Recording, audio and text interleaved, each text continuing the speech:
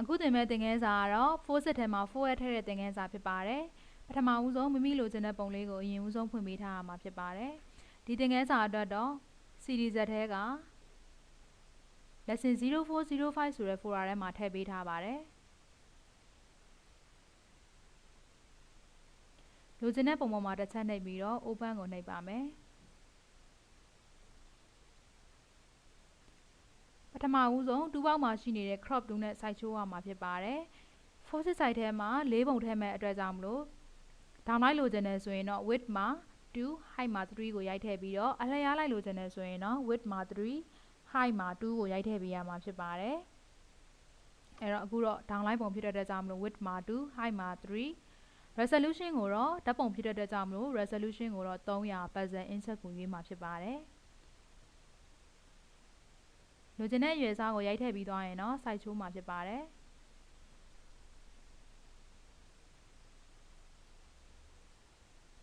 ဒီပုံကို frame ထည့်ချင်သေးတယ်ဆိုရင်တော့ frame file ကိုဖွင့်ပေးပါဒီသင်ခန်းစာအတွက်ကိုတော့ lesson 0405 folder ထဲကနေပြီးတော့ frame folder ထဲမှာထပ်ပြီးတော့ထည့်ပေးထားပါတယ်လိုချင်တဲ့ frame ကိုတစ်ချက်နှိပ်ပါ open ကိုနှိပ်ပါမယ်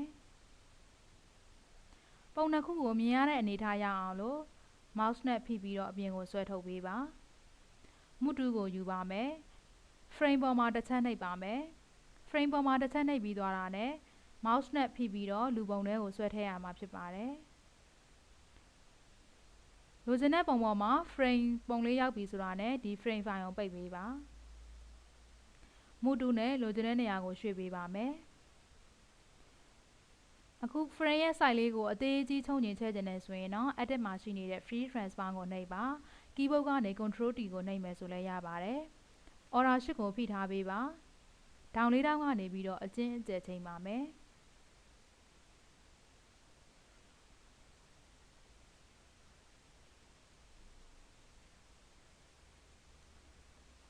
အခုဒီ background ဒီ frame ထဲမှာလူပုံကိုထပ်ပြီးတော့ချုံကျင်သေးတယ်ဆိုလို့ရှိရင်တော့လူပုံလေးရာကိုသွားရမှာဖြစ်ပါတယ်အခုဆိုလို့ရှိရင်လူပုံက background က lock ဖြစ်နေပါတယ်ဒီ lock ကိုအရင်ဦးဆုံးဖြီးပေးပါလူပုံပေါ်မှာ mouse နဲ့ double click နှိပ်ပေးပါ okay နှိပ်ပါမယ်ဒါဆိုလို့ရှိရင်တော့ဒီမှာ lock ဖြီးသွားပါပြီတကယ်လို့ double click နှိပ်လို့မရဘူးဆိုရင်တော့ဒီပေါ်မှာတစ်ချက်နှိပ်ပါ background ဆိုတဲ့ပုံမှာတစ်ချက်နှိပ်ပါ layer ထဲမှာရှိနေတဲ့ new ထဲမှာရှိနေတဲ့ layer from background ကိုနှိပ်ပေးပါ okay ကိုနှိပ်ပါမယ်ဒါဆိုလို့ရှိရင်တော့ background ကနေ layer ဖြစ်သွားပါပြီအဲ့ဒီမှာရှိနေတဲ့ free transform ကိုနှိပ်ပါမယ် order 8ကိုဖိထားပေးပါလူပုံကိုခုဆိုလို့ရှိရင်ခြုံလို့ချဲ့လို့ရသွားပါပြီလိုအပ်တဲ့အနေထားကိုရောက်ပြီဆိုရင်တော့အမှန်ချစ်လိုက်ပါဒီပုံကိုထပ်ပြီးတော့ stroke ခုချင်သေးတယ်ဆိုလို့ရှိရင်တော့ frame layer ကိုတစ်ချက်နှိပ်ပါ select ထဲမှာရှိနေတဲ့ all ကိုနှိပ်ပါ edit မှာရှိနေတဲ့ stroke ကိုနှိပ်ပေးပါမယ်လိုချင်တဲ့မြင်းအရောင်လေးကိုဒီမှာရွေးပေးပါ stroke ပတ်ချင်တဲ့အရောင်လေးကိုရွေးပြီးသွားပြီဆိုရင်တော့ okay နှိပ်ပါမယ် width မှာလိုချင်တဲ့အရွယ်အစားကိုရိုက်ထည့်ရမှာဖြစ်ပါတယ်ဒီမှာတော့20လောက်ထားကြည့်ပါမယ် location မှာ inside ကိုထားပါမယ် okay ကိုနှိပ်ပါမယ်ဒါဆိုလို့ရှိရင်တော့ frame ပေါ်မှာထပ်ပြီးတော့ stroke ကွတ်တာဖြစ်ပါတယ်ဒီပုံအနေထားကိုကြိုက်ပြီဆိုရင်တော့ layer ထဲမှာရှိနေတဲ့ flatten image ကိုနှိပ်ပေးပါ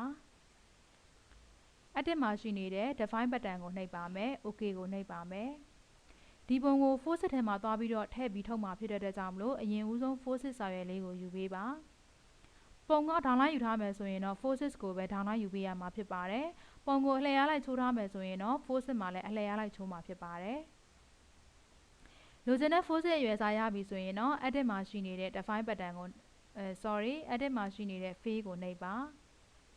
use မှာ button ကိုရွေးပေးပါ custom button မှာတော့မိမိလိုချင်တဲ့ button ပုံစံလေးကိုရွေးပါ okay နှိပ်ပါမယ်ဒါဆိုရင်တော့ forces ထဲမှာ 4S စီးပြီးသွားပါပြီ